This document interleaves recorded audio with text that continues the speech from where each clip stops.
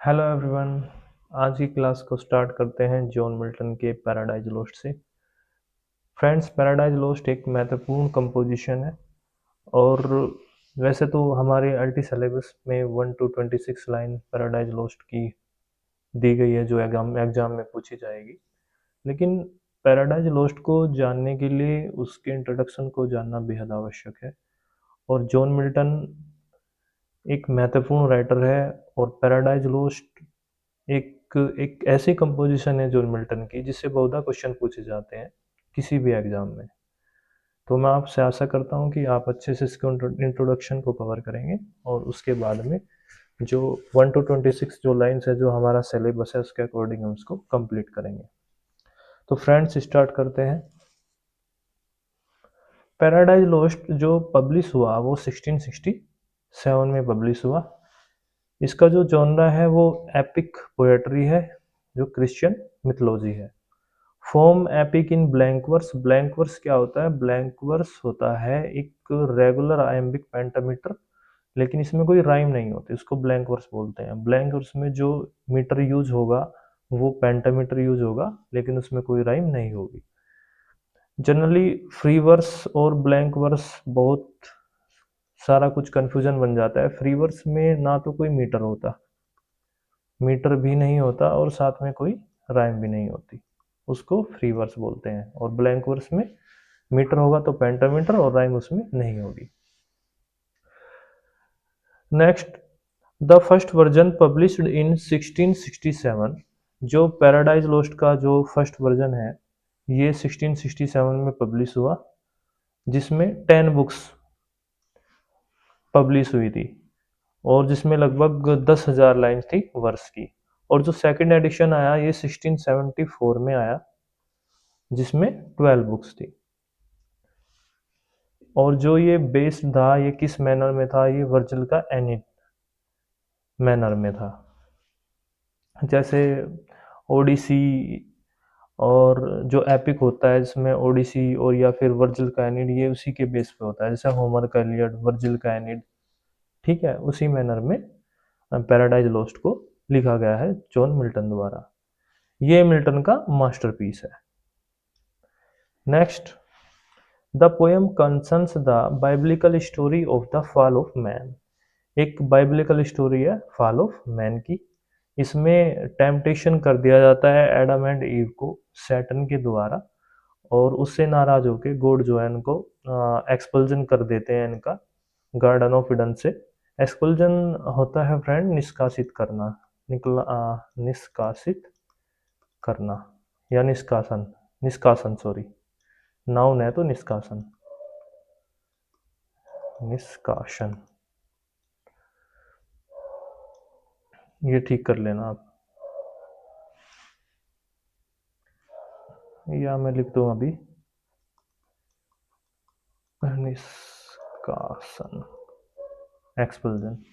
ठीक है, गॉड उनको निष्कासन कर देते हैं गार्डन ऑफ ईडन से। जब समरी करूंगा तो बहुत अच्छे से बताऊंगा। अभी इसका जो ब्रीफली जो स्ट्रक्चर है उसकी हम बात कर रहे हैं। स्टाइल है बाइब्लिकल एपिक। और जो कैरेक्टर्स, फ्रेंड्स मैं हमेशा कहता हूँ कि कैरेक्टर्स एक महत्वपूर्ण भाग है। यदि आपने कैरेक्टर्स अच्छे से रीड कर लिए तो निश्चित रूप से 70 to 80% स्टोरी आप कैरेक्टर से कवर कर जाते हैं। जनरली होता क्या है कि हम स्टोरी पढ़ लेते हैं ब्रीफली और वैसे सरसरी नज़र में, और उससे कैरेक्टर्स कुछ पीछे रह जाते हैं। और जब एग्जाम में कैरेक्टर से मोस्टली क्वेश्चन पूछे जाते हैं उसके बावजूद हम वो कर नहीं पाते। और ऐसा नहीं है कि हम स्टोरी पहले पढ़े फिर कैरेक्टर दाएं बाएं कैरेक्टर पढ़ लिए और फिर हमें ये लगे कि हम एग्जाम को अच्छे से कर लेंगे, नहीं हो पाएगा। पहले कैरेक्टर आप अच्छे से रीड कर लो, खुद पे खुद आप स्टोरी को कवर कर जाओगे। कैरेक्टर सबसे पहले गॉड।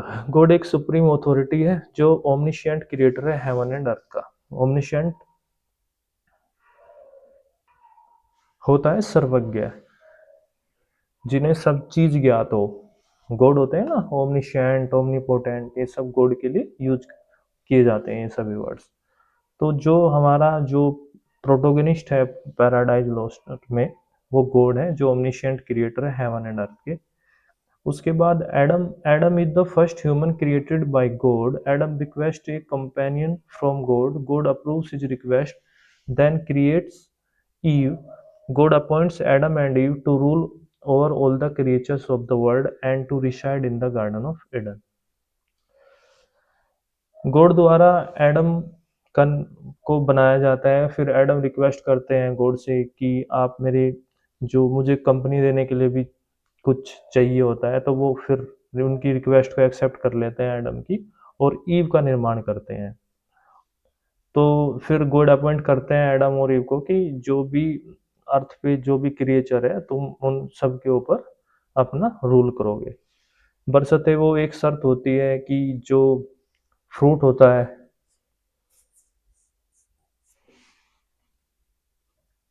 उसको नहीं खाना है।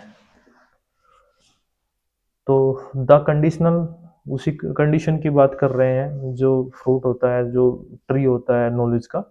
The conditional convent covenant God made with Adam was that his and Eve's blessing were dependent on their perfect obedience to his command not to eat fruit from the tree of the knowledge of good and evil।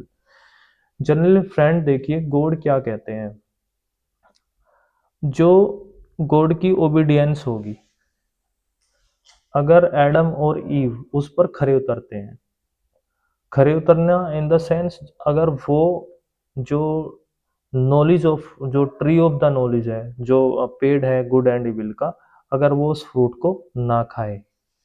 Adam is grateful to God but he is more gregarious. Gregarious होता है friend मिलनसार। मिलनसार मैं यहाँ पे लिख दे रहा हूँ, ग्रेगेरियस होता है मिलनसार। जो अत्यधिक झुकाव रखता हो किसी भी रिलेशनशिप को लेकर, उसको बोलते हैं gregarious. Then Eve and yearns for her company.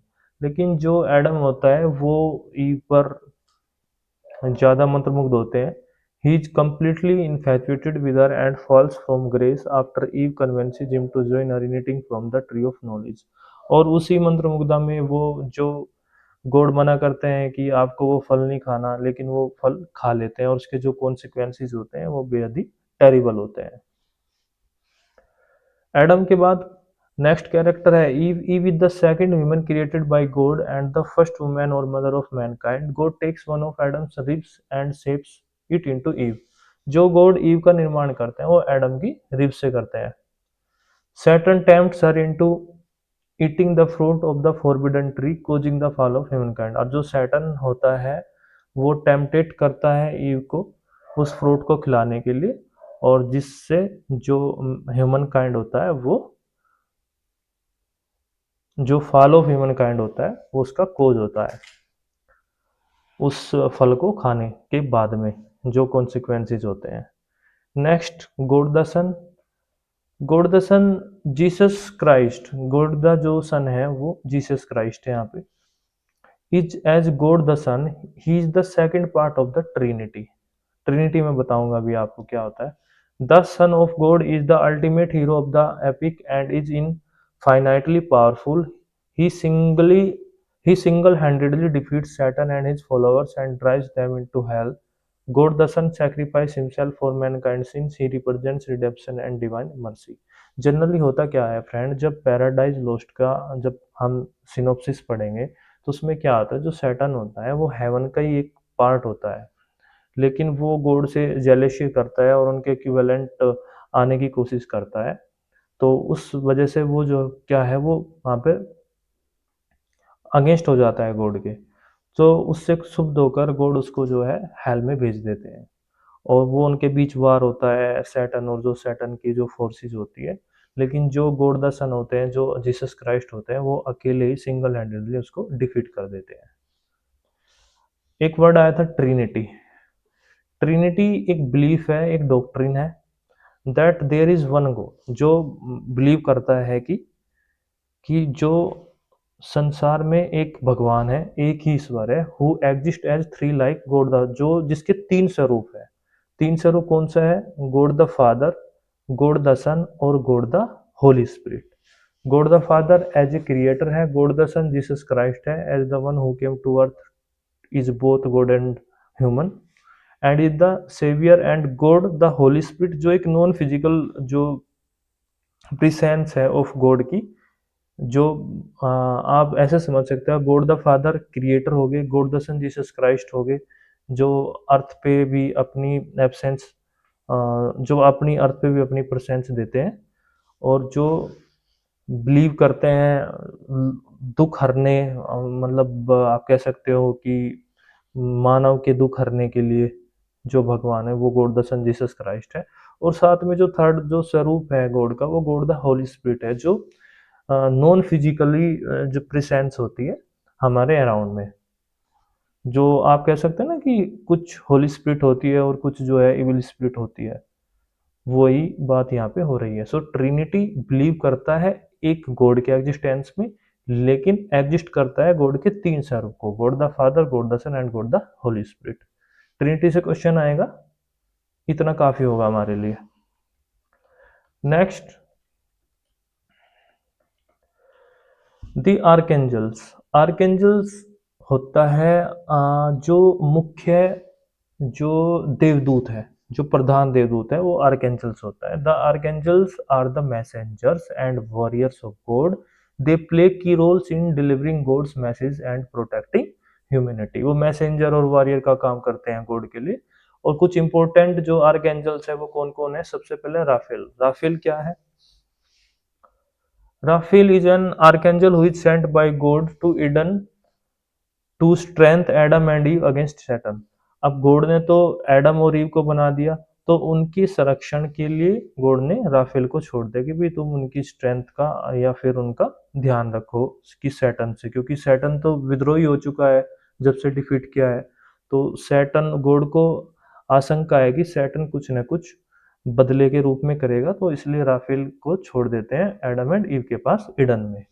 He informs Adam of Satan's plot and narrates the story of the fallen angels and Satan's fall. तो जो राफेल एडम को बताता है उस युद्ध के बारे में, जो स्टार्टिंग में जो होता है पैराडाइज लॉस्ट के, जब हम सिनॉप्सिस पढ़ेंगे कि कैसे कैसे हेवन, गॉड के भी और सैटन के बीच में युद्ध हुआ, तो उस युद्ध के बारे में राफेल एडम को बताता है। Generally Raphael represents wisdom. Raphael symbol है विजडम का। Next, Michael, the chief archangel who leads the angelic force against Satan and later narrates the future of the world to Adam। Michael क्या होता है? Michael जब वो fruit खा लिया जाता है एडम और ईव के द्वारा, तो उसके बाद में जो कॉन्सिक्वेंसेज होते हैं उस फ्यूचर को दिखाता है माइकल। किसको? एडम को, कि क्या अब जो आपने फ्रूट खाया है अब उसके क्या क्या नतीजे भविष्य में आपको देखने के लिए मिलेंगे, वो माइकल बताता है एडम को। ऐसे ऐसे क्वेश्चन यहाँ से पुट किए जा सकते हैं एग्जाम के, कि भी कौन नरेट करता है एडम को, फ्यूचर ऑफ द वर्ल्ड कौन दिखाता है, फिर कौन उनके संरक्षण में आता है? राफेल आता है, ये question. God sends Michael to Eden charging him, he is also charge with establishing a guard of paradise. Michael represent justice, और गार्ड ऑफ पैराडाइज के रूप में आप देख सकते हैं, और जो माइकल वो रिप्रेजेंट करते हैं जस्टिस को। नेक्स्ट जो हमारी आर्कएंजल है वो है Gabriel. Gabriel an archangel who guards the garden of Eden. Gabriel confronts Satan when he is found whispering to Eve। he represents obedience। जो गैब्रियल है वो प्रेजेंट करता है ओबीडियंस को, और ये गार्डन ऑफ एडन की सुरक्षा करते हैं। और गैब्रियल कन्फ्रंट करते हैं सैटन को, जब सैटन आता है और वो ईव को बहलाता फुसलाता है, तब गैब्रियल का सामना सैटन से होता है। Next, Satan. सैटन एक जो एक मेजर कैरेक्टर है और एक विलेन के रूप में दिखाया गया है यहाँ पे मिल्टन द्वारा। सैटन को फॉर्मली लूसीफर कहा जाता है।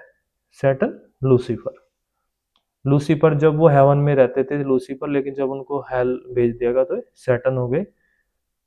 He is a tragic figure who famously declares better to regain in hell when serve in heaven. अब इनकी एक लाइन है, इससे आप समझ सकते हैं सैटन क्या बोलते हैं।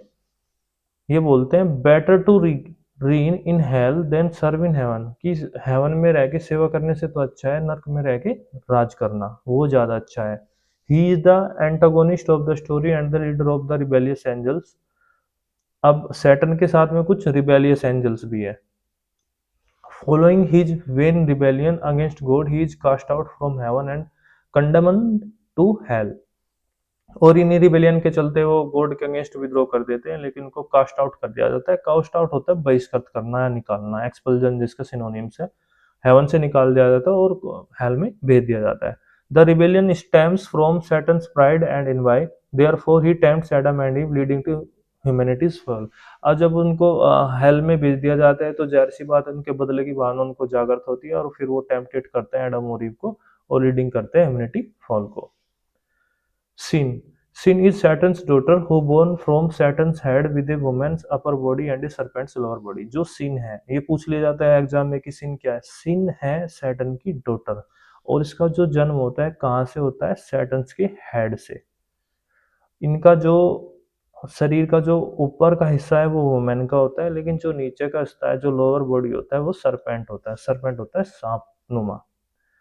सी is deceptive in nature and a guard of hell's gate. वो एक क्वेश्चन, मोस्ट इंपोर्टेंट क्वेश्चन है, एग्जाम में पूछा भी गया है कि जो हेल का गेट का जो गार्ड है वो कौन है, वो सिन है। और ये डिसेप्टिव है नेचर में। डिसेप्टिव होता है धूत, धोखा, ये सब चीजें। Sin represents the evil and corruption of rebellion. Next, death.